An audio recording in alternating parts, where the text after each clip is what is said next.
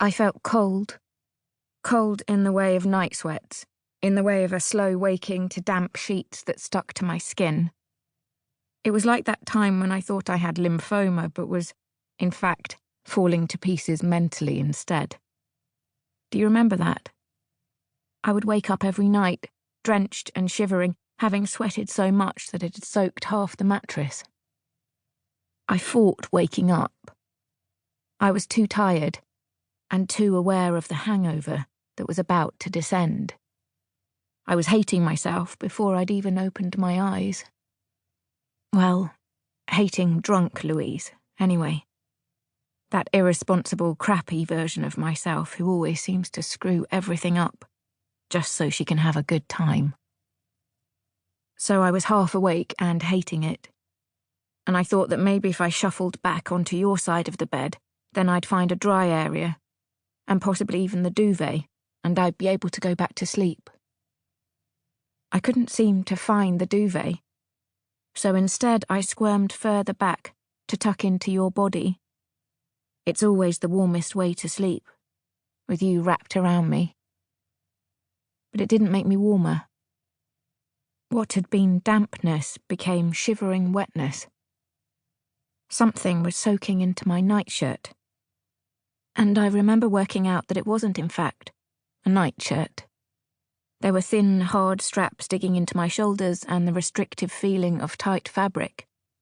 So, clothes. Drunk Louise had gone to sleep in her clothes. And that made me feel a little afraid of what else she might have done. I opened my eyes a slit, and I turned over. I saw you as a shadow at first, a reassuring, humped silhouette. The window behind you was lit with the orange glow of the street lamp down the road. It wasn't dawn yet. That light confused me. I've never known you to go to sleep with the curtains open. Not once in 5 years. I remember I put a hand down to the mattress and then looked at it. I wasn't quite sure whether I could see a darker mark on my palm, but it occurred to me quite suddenly that the wetness might be blood. It didn't shock me yet, not even when I saw a spread of it between us. It was a dark circle that stretched almost as far as the pillows and down to my knees. And then I felt a creeping understanding. A realization that there were none of the normal sounds of sleep coming from you. No breath. No familiar squeak high up in your nose, no gurgling stomach, which always seems to feature in the early hours.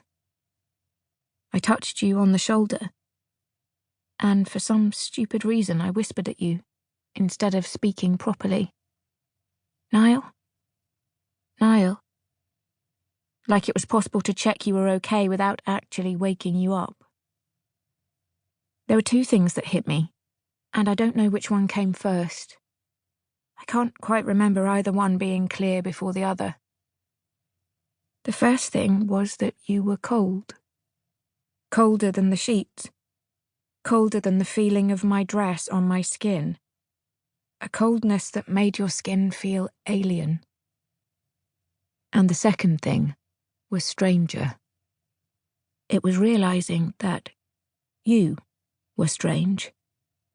Your silhouette was too big. It was wider at the shoulder than you are, perhaps thinner at the waist. By the time I turned the light on and saw the bleached white face of a stranger looking back at me, I already knew. It wasn't you. It wasn't you.